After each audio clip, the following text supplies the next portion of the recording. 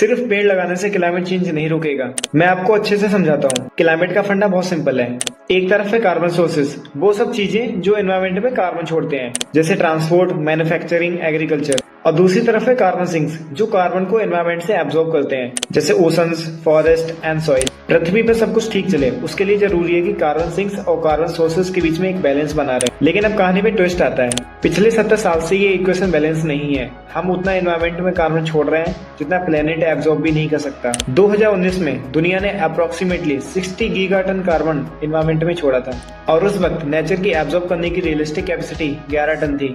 अब आयरनी देखिए, जो प्लेनेट के सबसे पुराने सिंक्स हैं, हम उनको अंधाधुंध काट रहे हैं। हमारे जंगल। फूड एंड एग्रीकल्चर ऑर्गेनाइजेशन की डेटा के अकॉर्डिंग हम हर साल में पूरे प्लेनेट से बिहार जितने बड़े एरिया के फॉरेस्ट को काट रहे हैं, और फिर उन जंगल को कंपनसेट करने के लिए हम पौधे भी लगाते हैं।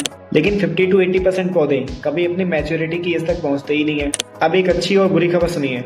पहले बुरी खबर सुनाता हूँ। टॉप क्लाइमेट बॉडीज का कहना है कि अगर हम क्लाइमेट चेंज को उसकी वर्स्ट कंडीशन से पहले रोकना चाहते हैं तो हमारे पास सिर्फ 5 साल हैं। 2030 तक हमें ग्लोबल इमिशंस को आधा करना होगा।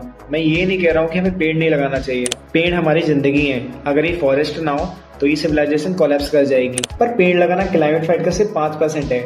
बाकी 95% बैटल है क्लीन एनर्जी ट्रांजिशन में, मैन्युफैक्चरिंग रिफॉर्म्स में, एग्रीकल्चर रिफॉर्म्स में, एंड सबसे जरूरी एग्जिस्टिंग फॉरेस्ट को कटने से रोकने में। नहीं तो कहीं दूर जंगल कटता रहेगा और आप पौधे लगा के खुश होते रहेंगे। लेकिन अब एक अच्छी खबर भी सुनिए।